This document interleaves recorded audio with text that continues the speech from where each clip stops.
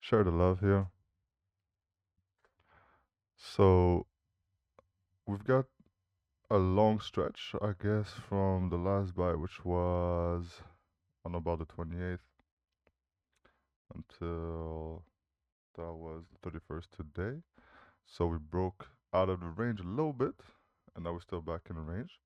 But I'm really, really happy because it did what it was supposed to do. It chased that low all the way down to the last wick.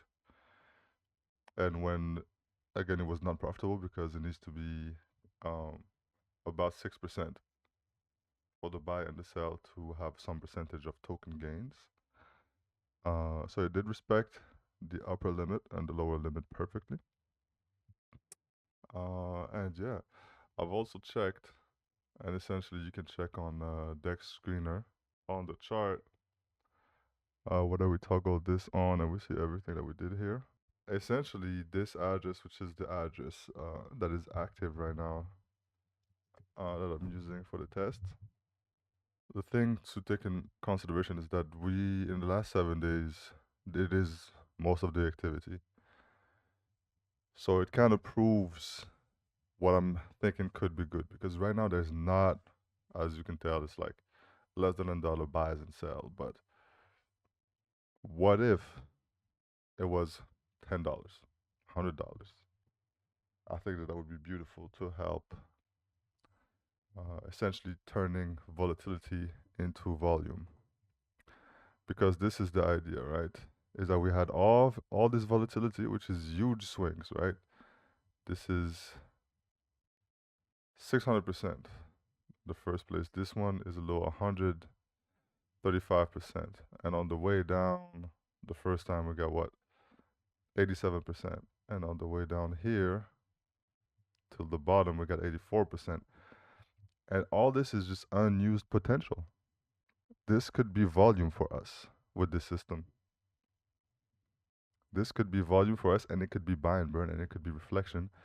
And the reason I like using essentially GRU and VRX and PLSX kind of domino effect of buy and burn is really good because they all trade on PulseX, which means that all of them burn PulseX, which we receive at the end essentially. And you know, GRU burns GRU, VRX burns VRX, and you get rewarded all along the way. So we're gonna hope that we see more of that volatility, which again, in these very low cap, this is like 4G fully diluted. The beautiful thing too is that if we just go up here, that's a 65x. You know how much volume there can be and how much buy and burn? Because the beautiful thing too is that if we look at the holders, so first of all, there's like less than 400 holders, and we have 35% that's already burned. And I think that that shows why if you put it against WPLS, it's outperforming with WPLS on the daily. And since a long time, right? Since April 2024, it's been up against WPLS, which has found new lows. So there's a lot of good things coming to us, I think. Also, I may have found a way that we don't need a limit. So what I mean by that, I mean that in usually what happens is that you have to have a target, right? Like let's say that you go up to here and you say, okay, I'm totally out of the token buy here and hope that it goes back down to buy some. I think I may have found a solution against that. But it takes a lot of capital because the things that you want to essentially infinitely to divide, make it kind of like a V2 liquidity thing where you can divide it infinitely on the way up, which is possible and doable. Um, it's going to depend on how much capital we get essentially. So that was a little recap. The range is being respected. We are using volatility, turning it into volume to get the reflections and the burn because that's what it's all about. The ratio of tokens to other tokens. And again, 35% is the biggest holder and it's burned.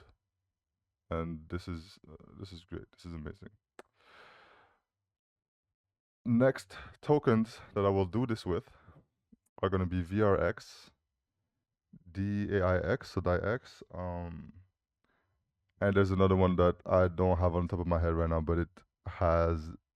I'm just starting with the lowest taxes, because even that is kind of slow because it's a 6% gap, right?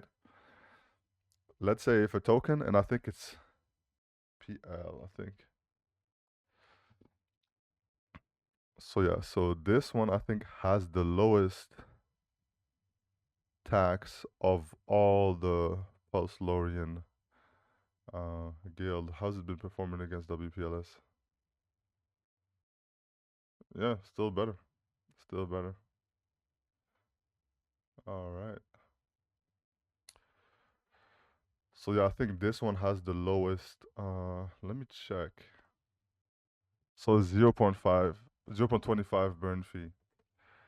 So and zero point 0.5 for growth and development. So essentially, it's a 1% fee back and forth. So instead of having 6% like we have here, it would be probably up till here, like a 2%. So that's much more volume. The only reason I'm reluctant to do this one is because of the 0.25 to growth and development, because obviously the dev left, and I'm here for the community, for people who stayed, for people who are here, not people who left, and giving them free, you know, stuff that is not going to help us in the long run. Now, if he comes back and shows benevolence, different story. At the moment, we are unsure, are we not? Anywho, thank you for your time. Share the love. Take care of your loved ones.